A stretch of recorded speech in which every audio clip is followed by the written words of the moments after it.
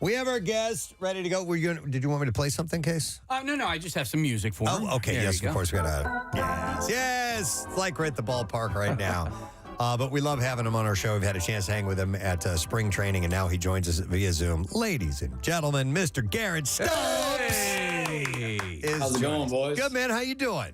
I'm great. How are you guys? We're doing pretty good, man. It's Friday, so all is right in the world. You guys just swept the Mets? Yeah, you guys swept the Mets. We're happy.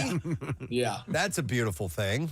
That's a great start to the week. Yeah. Let me ask you, because I was away in the first inning, and so I'm always checking the score, right? And when I checked the score, you guys were down 4-0. And in my mind, automatically, I go, game's over. You know what I mean? But that's why you play 9 innings. You know what I mean? Classic Philadelphia. No, I guess so.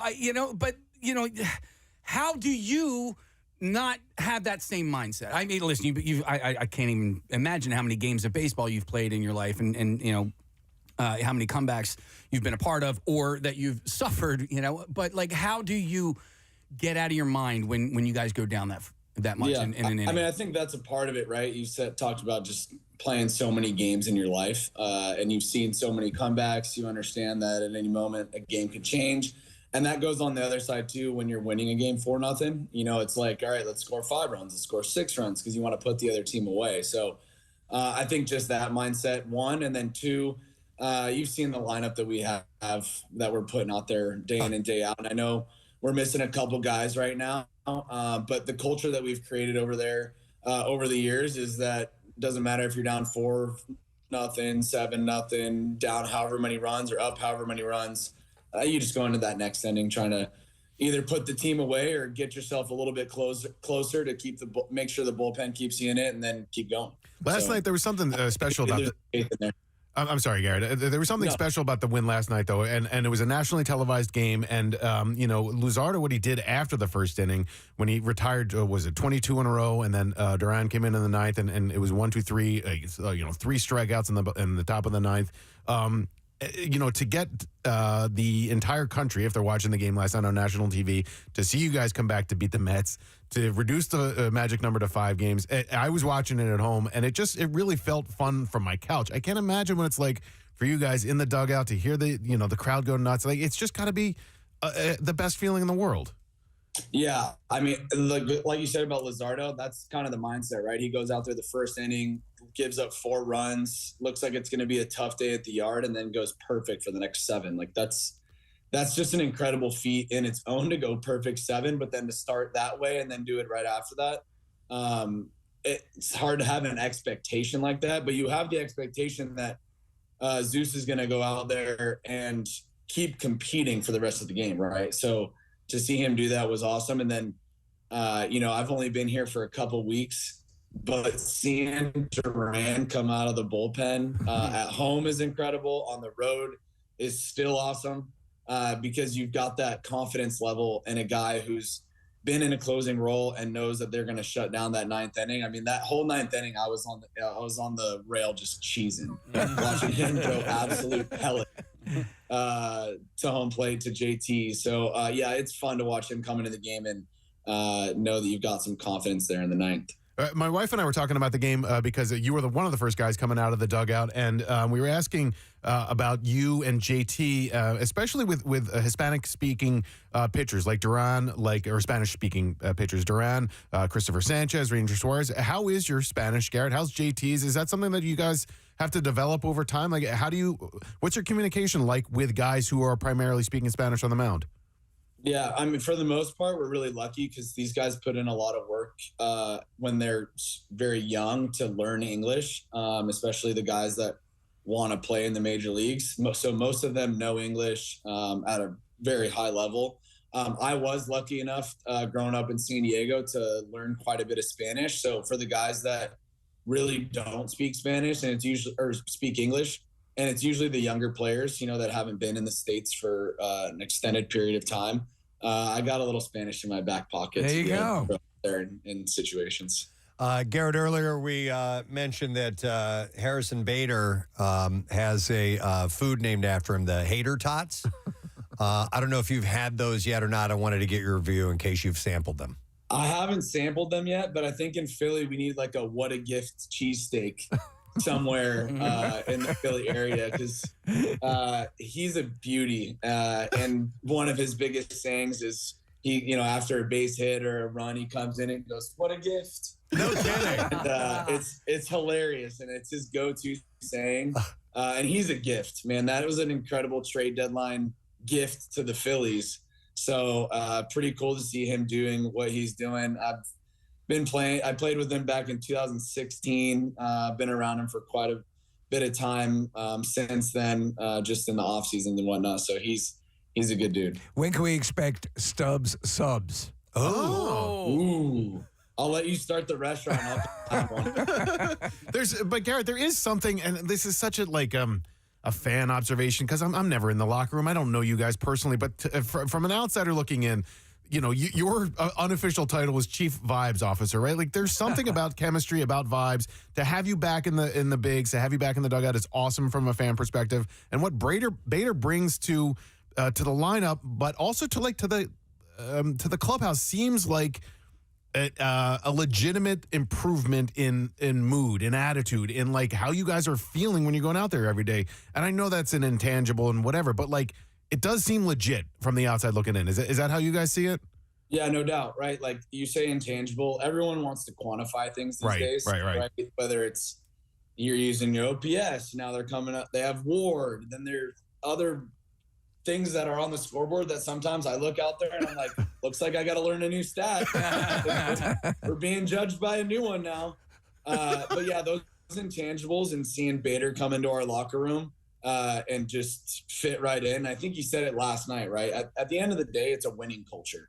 And so when you're going out there and you're putting your best foot forward to win the game that day, that's the culture that we've built over the last few years. And yeah, it comes with fun, right? But you don't get to have fun unless you're winning. So those two things go hand in hand, and Bader's one of those guys that understands that dynamic both on and off the field. Excellent. Garrett, I wanted to ask about, you got called up from the Iron Pigs recently, and I wanted to know from experience the difference between, AAA and the show and the level of play, because we're talking about guys that are right on the edge of being, in the top tier and playing in the show. Is it a noticeable difference in those games, level of, competency, or for lack of a better term? Yeah, it's definitely noticeable, right? Like when you're in the big leagues, you've got 26 elite players out there that are major league players. When you go to AAA, the difference is really that you might not have a full 26 or whatever the roster is down there, 30 or something.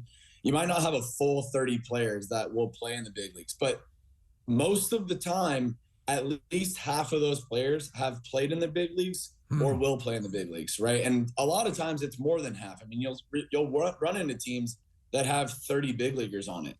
And so the difference is more of the consistency of those elite players. It doesn't have maybe a full team of elite players, but you run into starters that are either on their way to the big leagues, like McLean. We faced him twice in Lehigh, or once in Lehigh, once in Syracuse, before he became a big leaguer. And so you see that guy and you're like, yeah, that's an elite big league pitcher. And so you run into those guys, and you run into other guys that are either going to be in the big leagues or have been. And so the competition is incredible. Yeah. I mean, the people also do show up for those Lehigh Iron Pig games, and it's fun. But yeah, the competition is still really good. It's just the consistency isn't quite the same as you get in the big leagues. Okay. It's wild because, as a fan, you hear people talk about some of these guys that are next up, right? So you hear about Crawford or Painter or Aiden Quinn.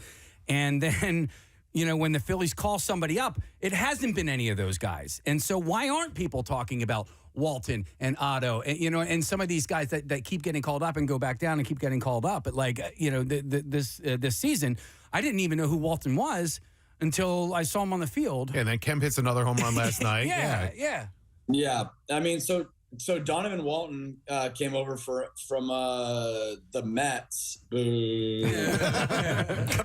about like a month or two ago. Okay. So that's one reason you haven't heard about him specifically. But, the Otto Kemps, and some other players like Max Lazar, who crap out of the ball. I mean, that guy hits the ball harder than just about anybody, and goes and has some incredible seasons and, kind of finds his way during his time in the minor league. So I'd say that's probably why you don't hear about the Otto Kemps and the Lazars and guys like that quite as much, but just as important to a team, especially when they come up here and they're filling in for a Trey Turner and Alec Beckham. Garrett, I wanted to ask you a fashion question.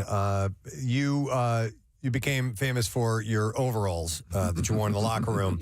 And 2 questions. Number one, is that the only pair? I guess you call them a pair. Yeah. Is that the only pair you have? And if so, do they ever get worn outside of playoff baseball? They did get worn outside of playoff baseball. I wore them after every win. That's kind of how. Oh, okay. I thought it was just playoffs. Okay. Yeah, the media guys in the locker room and girls in the locker room found or just saw me wearing them one day and then asked me about them. But I was wearing them after every single win, just to mess around and then kind of enjoy it. This year in Lehigh, we brought 2 beer bombs. We're no overalls. We went double beer bombs, and we had position player of the game and pitcher of the game. And we had a race after every single game. And the pitchers were actually beating us by left. Wow. Disappointing, but yeah, surprising. But wow. Yeah, you would think you guys would have worked up more of a sweat. I don't know. Well, but speaking of fashion, Garrett, let the guys know and the listeners know about the T-shirt that you designed for the Iron Pigs, because it's awesome. It's AC/DC based, and people can buy it. They can go through your Instagram or Lehigh Valley Iron Pigs Instagram accounts as well, right? Yeah, it's an Oink T-shirt. They do a great job over there playing off the whole pig thing. They got a Bacon USA shirt, and so took it upon myself and with some of the boys to make an Oink shirt. And there's a song, TNT, that kind of does the oi. Yeah. Oi. Oh, yeah. No. Like, this is too perfect not to incorporate after wins. And so they did a whole display on the board saying Oink, played the song. And then we made Oink T-shirts, the O-I, and then the bolt, and then NK across the front of it with pig in the background. So pretty sweet shirt. It was fun over there. Are you an artist? Creating that. Are you an artist? Could be. Yeah, okay. Maybe. Aren't we all, those high school classes when we're doodling while That's all you need. Yeah, you don't need to be Van Gogh. By the way, I don't think we've had you on since you and your wife announced that you're going to have a baby, and congratulations. You're about to be a dad. How far along is she? When is she due? She's due November 1st, and we're having a baby girl. Wow. So the plan is we win the World Series, go home and have a child. And I told my wife, I said, I'm sorry, but I might have to scoot out 2 days later to come back for the parade. So that would be the most ideal plan. Or she just holds on so we can win the World Series, do the parade, and then go home. I'm sure there's some sort of binding or something you can do to make sure. We'll figure it out. Duct tape.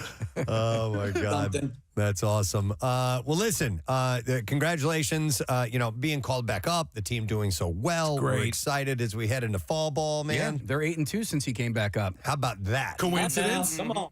Yeah. When's the next game? What's tonight? Playing tonight? Yeah. Tonight against Kansas City. Yeah, I think Lorenzen's pitching against you guys tonight. He threw a no-hitter for the Phillies 2 seasons ago. And before we let you go real quick, can you just say nice things about Kyle Schwarber, because he's awesome? My God. I mean, I got here and he was stuck on 49. And I was like, Kyle, I'm going to need you to hit 50 here soon. Otherwise, I'm going to have to leave. The other night he hits the big one to center field. He's just such a beauty, man. Also just a huge part of the culture in that locker room, a great leader. Guys like to rally behind him, and watching him do what he's done this year from afar, and then now getting to be a part of it, right now it's fun to watch. It's great. Well, listen, I have a favor to ask. It was years ago. I forgot, it was Kathy or Marissa had run into Jimmy Rollins and asked him about coming on the show. He's like, I don't do that anymore. And they go, why not? And he goes, because I don't have to. And I know that Kyle is in that position right now where he doesn't have to either. But if you could put in a good word, we would love to talk to him sometime, all right? I'll put in a good word. I appreciate that, man. All right, thanks, Garrett. Great to check in with you. Rock on, brother. We'll talk to you soon, okay? Appreciate you guys. Thank you. You got it. Garrett Stubbs, guys.